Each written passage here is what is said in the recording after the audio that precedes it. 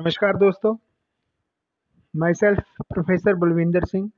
I am working in Shri Baba Masnath Institute of Pharmaceutical Sciences and Research, Baba Masnath University, Astalpur, Rohtak, Haryana.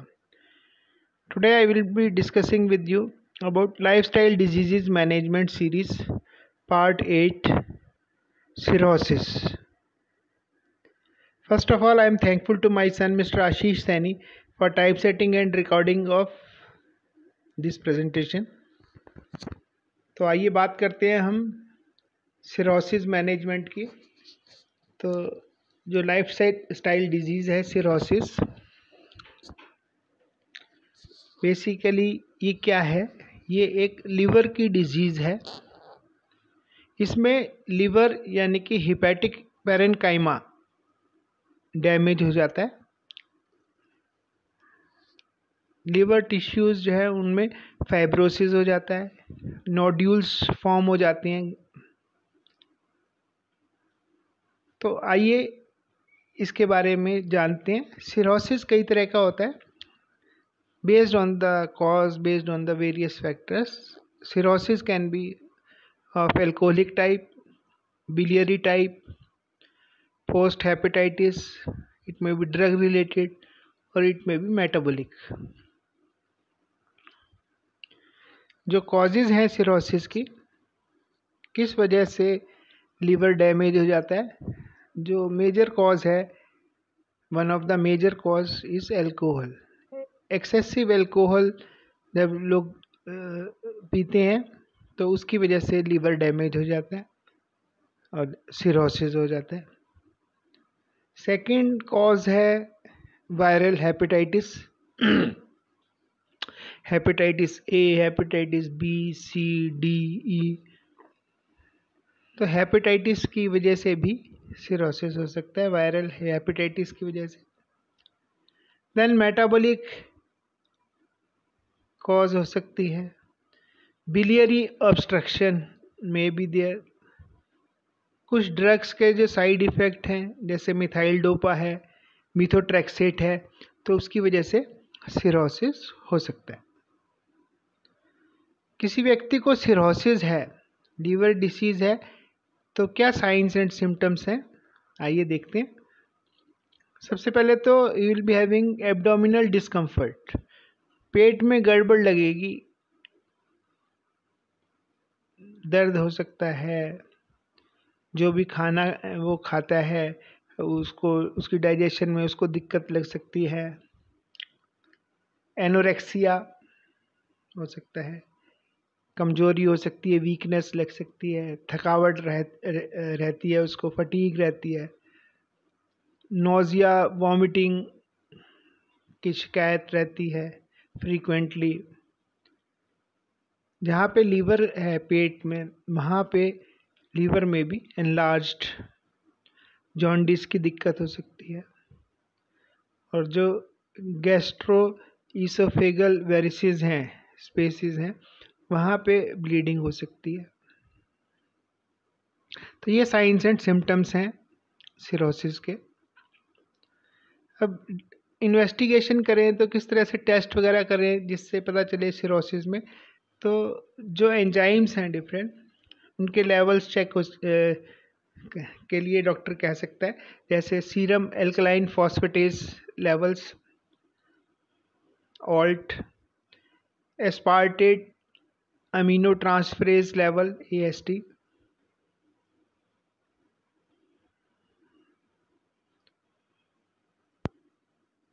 Anaemia, hyperbilirubinaemia में भी दिया. जो bilirubin है उसकी वजह से दिक्कत हो सकती है. सीरम प्रोथ्रोम्बिन टाइम ऑल्टर हो जाएगा. ब्लड अमोनिया लेवल्स डिफर हो जाएंगे. तो ये लेवल्स जो है इन्वेस्टिगेशन कर सकते हैं. इसके अलावा इन्वेस्टिगेशंस में बेरियम एक्सरे हो सकता है, MRI के लिए बोल सकते हैं डॉक्टर, अल्ट्रासाउंड बोल सकते हैं, CT स्कैन बोल सकते हैं. अब आते हैं हम इसकी मैनेजमेंट पे. जो लीवर है अगर हम देखें तो बेसिकली जो भी हम खाना खाते हैं वो अब्जॉर्प्शन के बाद it goes to liver. Blood जो है खाने को हाजमे के बाद अब्जॉर्ब करके लीवर में ले जाता है फॉर फर्स्ट पास मेटाबॉलिज्म। कुछ भी हम ड्रग लेते हैं वो भी लीवर में मोस्टली जाती हैं ड्रग्स मेटाबॉलिज्म के लिए। और अगर उसमें दिक्कत आती है तो उसको मैनेज करने के लिए हमें क्या करना चाहिए?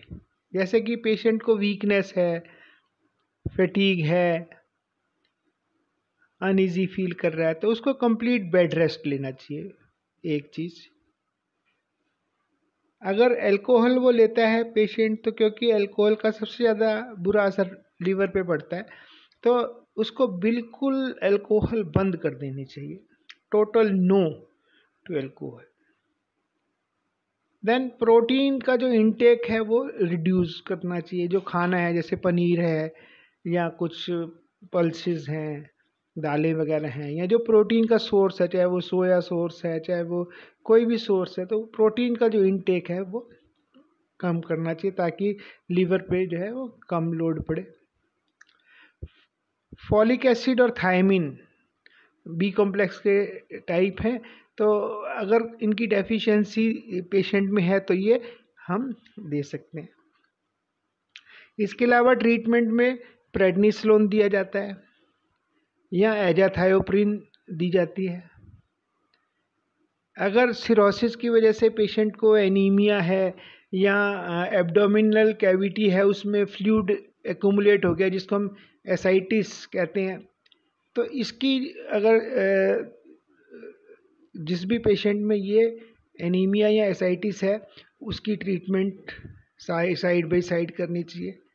अगर ये सारी चीज़ों के बाद भी उसमें सिरोसिस में इम्प्रूवमेंट नहीं आती तो लास्ट ऑप्शन जो है वो लिवर ट्रांसप्लांट है। So that's all about the cirrhosis and its management. In case you want any further query, you can contact me. My mobile number and email ID is there. In the end, I once again thanks to my son Mr. Ashish Saini for typesetting and media recording of this presentation. And in the end, I also request you to please subscribe my channel. अगर आपने subscribe already कर रखा है तो उसके लिए बहुत बहुत धन्यवाद। Thank you very much. Good day. Best of luck.